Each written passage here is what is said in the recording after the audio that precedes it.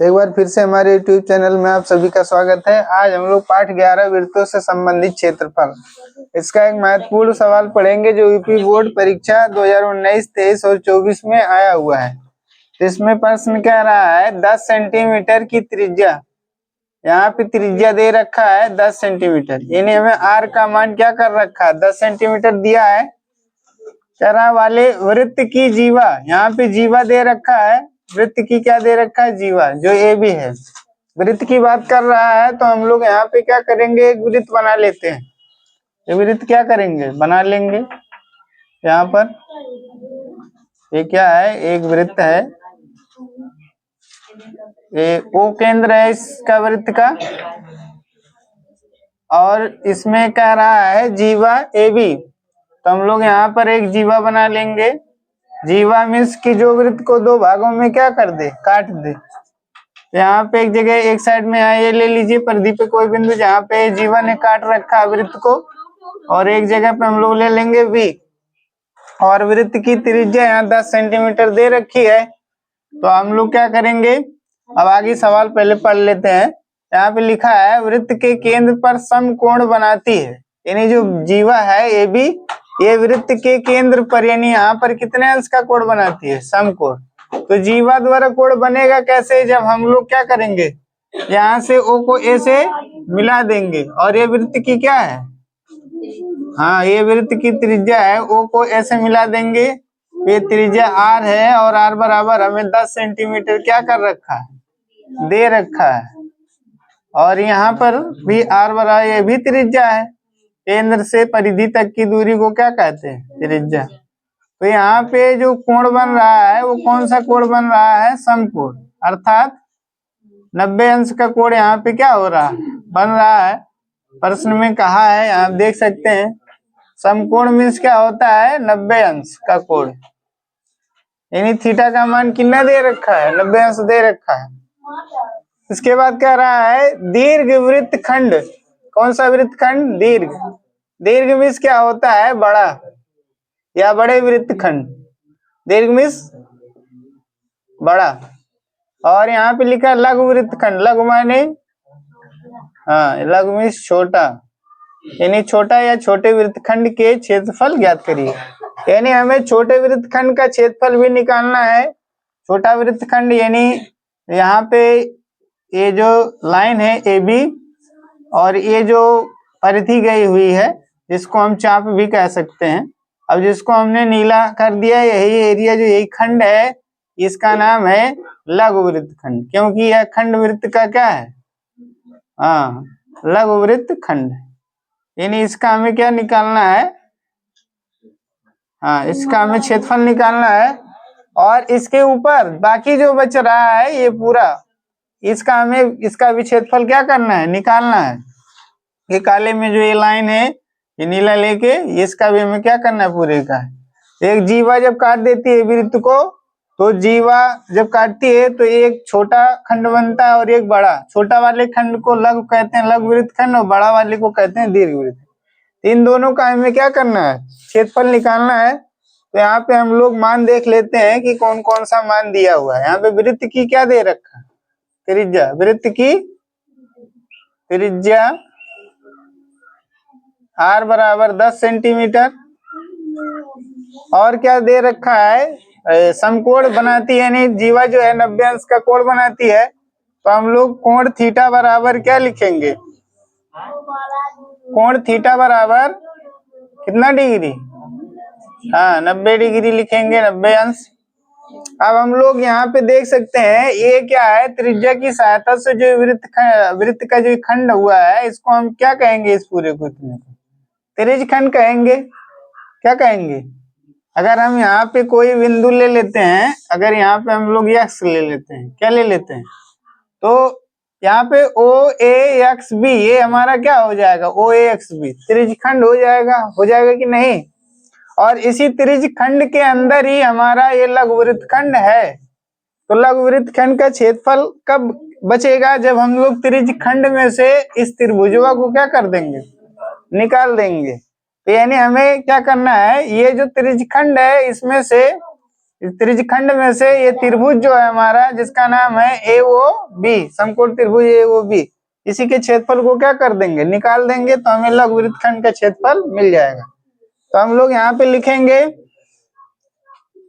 लघु वृत्तखंड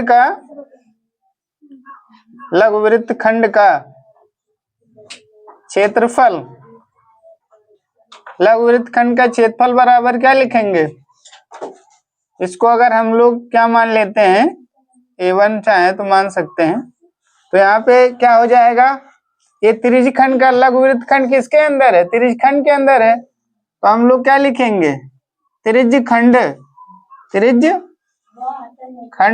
क्या नाम है इसका, त्रिज्यखंड का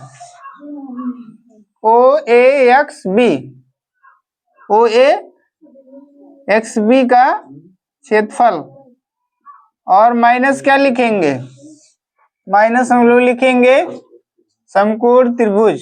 कौन सा त्रिभुज, समकोण त्रिभुज, क्या नाम है इसका, AOB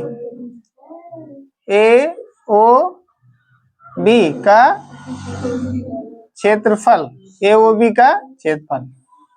तो आगे हम लोग बढ़ेंगे, तो यहाँ पे क्या लिखेंगे,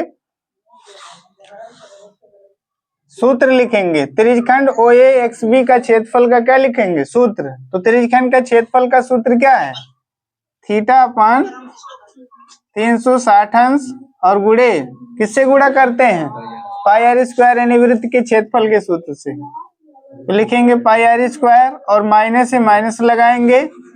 फिर इसके बाद समकोण त्रिभुज AOB का क्षेत्रफल, समकोण त्रिभुज का क्षेत्रफल बराबर होता है 1/2 गुणे आधार। इसमें हम लोग क्या करेंगे, एक को आधार ले लेंगे और एक को ऊंचाई ले लेंगे, और इसमें कर्ण कौन है, 90 अंश के सामने वाला ये जो डंडा है, इसी का नाम क्या है, यही कर्ण है। तो हमें इसमें कर्ण से कोई मतलब नहीं होता है। तो OA हमारा मान लीजिए आधार है, और OB क्या है, लंब है, ठीक। तो हाँ, तो आधार क्या लिख लेंगे, OA, और गुणे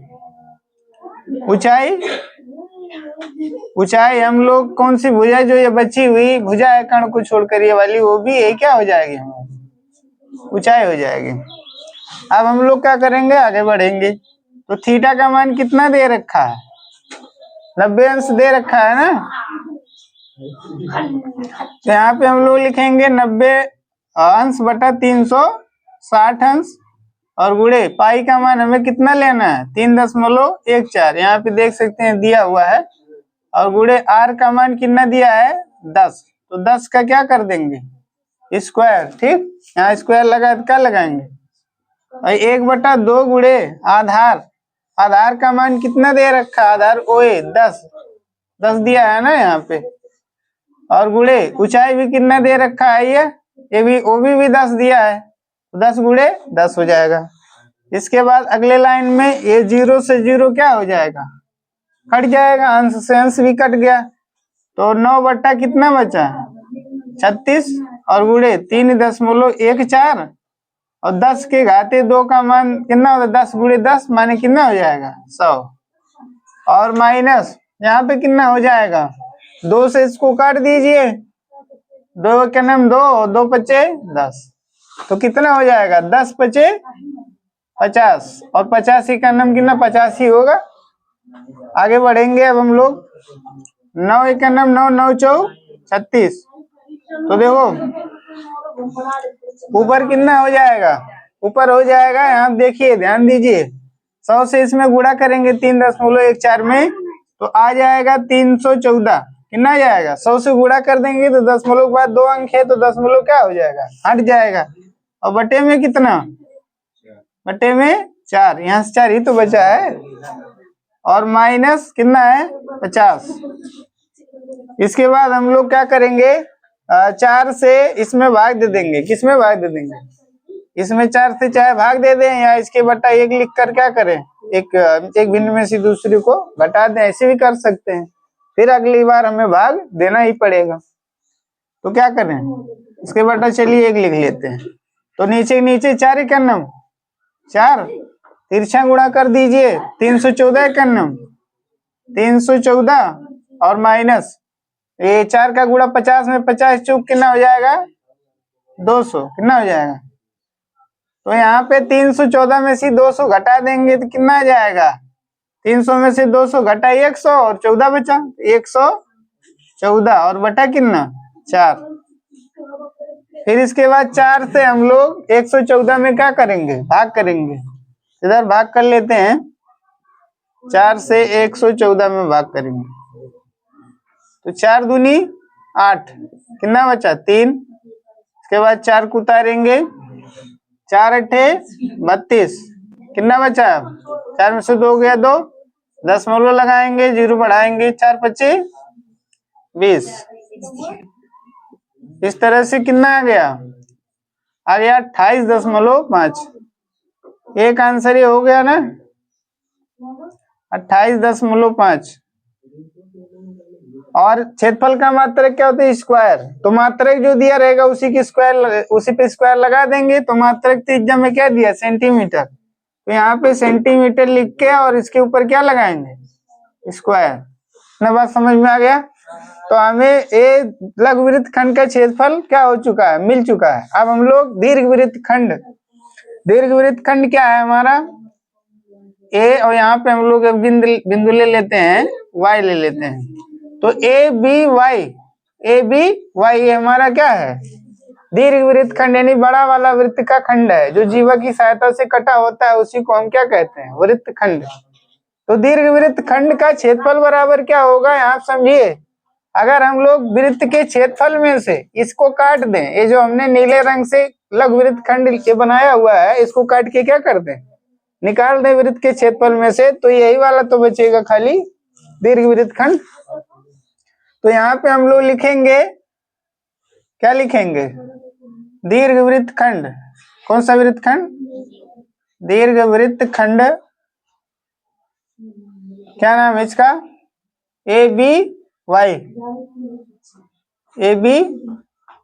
वाई का क्षेत्रफल बराबर क्या लिखेंगे वो लिख देंगे वृत्त का क्षेत्रफल, क्या लिखेंगे यहां से लिख लेते हैं वृत्त का क्षेत्रफल और माइनस किसका क्षेत्रफल हाँ लघुवृत्त खंड।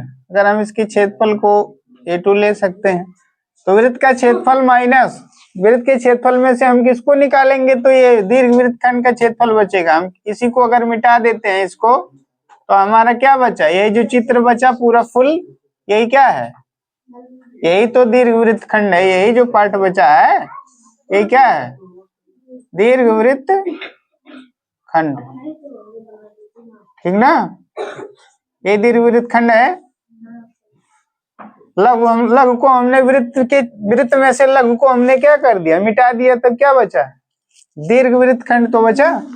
तो इसमें से मिटा दिया मैंने निकाल दिया, तो यहाँ पे क्या लिखेंगे हाँ लघुवृत्त खंड का क्षेत्रफल, जिसको हमने किससे लिखा है A1 से लिखा, ठीक ना। अब वृत्त का क्षेत्रफल क्या होता है, वृत्त का क्षेत्रफल है पाई आर स्क्वायर, और माइनस ही माइनस लगाएंगे। लघुवृत्त खंड का क्षेत्रफल आपने यहाँ निकाल रखा है, तो डायरेक्ट हम लोग इसी मान को क्या करेंगे लिख देंगे 28.5। अगले लाइन में पाई का मान 22/7 नहीं, यहाँ पे दिया हुआ है 3.14, तो यहाँ पे लिख देंगे 3.14 और गुणे आर का मान कितने दे रखा है 10 दे रखा है, तो 10 का यहाँ क्या हो जाएगा इस पे स्क्वायर लगा है तो इसका भी स्क्वायर हो जाएगा -28.5। इसके बाद 3.14 और गुणे 10 के घाते 2 का मान कितना होता है 100 -28.5। तो ये तब तक इंतजार करेगा, तब तक ये नहीं घट सकता जब तक इधर एक पूर्णांक नहीं आ जाए, गिनती नहीं आ जाए। तो 100 से जब हम गुणा करेंगे किसमें 3.14 में, तो कितना आ जाएगा 314 आ जाएगा। इसका दशमलव सिर्फ क्या होगा हट जाएगा। यहाँ पे हम गुणा करके दिखा देते हैं 3.14 और गुणे कितना है 100 है, तो गुणा करेंगे हम लोग, 0 पहाड़ा 4 बार 0 0 0, 0 चौक 0, 0 का नाम 0, 0 तिया 0। इसके बाद हम लोग यहाँ पे 0 लगा लेंगे, क्योंकि अभी हम दहाई का अंक का पहाड़ा पढ़ने जा रहे हैं। तो दहाई में 2 अंक होता है, एक होता है, एक 0 होता है, तो वही 0 हमने लगा लिया। अब 0 चौका 0, 0 का नाम 0 और 0 तिया 0। इसके बाद अब हम लोग को किसका पहाड़ा पढ़ना है? इस एक का। और ये किस जगह पे है? ये सैकड़े की जगह पे। किस जगह पे है? सैकड़ा। सैकड़ा मीन्स क्या होता है? 100। एक के बाद कितने 0 होते हैं? 2। तो यही 2 0 पहले आप क्या करेंगे? लगा लेंगे, तभी एक का पहाड़ा पढ़ना शुरू करेंगे। 1 चौक 4, 1 एक अन्नम 1 और 1 तिया 3। अब हम लोग क्या करेंगे? जोड़ देंगे। देखिए अब हम लोग क्या करें? दशमलव लगाएंगे। इसी संख्या में केवल दशमलव है। तीर के तरफ से कई अंक बाद है? 2। और इसमें दशमलव नहीं लगा है, तो 2 अंक इधर से गिन लो। 1 2 यहाँ लगा दो। कितना आ गया? 314.00, यानी 300 आप क्या कह सकते हैं? 314.0 का मतलब 314 ही हुआ।